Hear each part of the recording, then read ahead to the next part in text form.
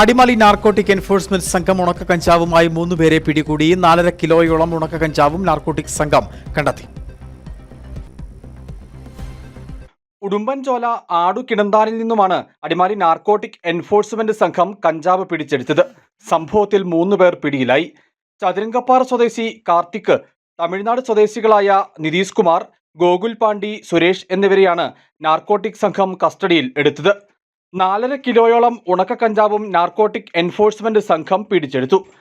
Adimali narcotic enforcement സ്ക്വാഡിലെ excise circle inspector Rakesh B ചെറിയത്തിന്റെ നേതൃത്വത്തിൽ നടത്തിയ പരിശോധനയിലാണ് യുവാക്കൾ പിടിയിലായത്.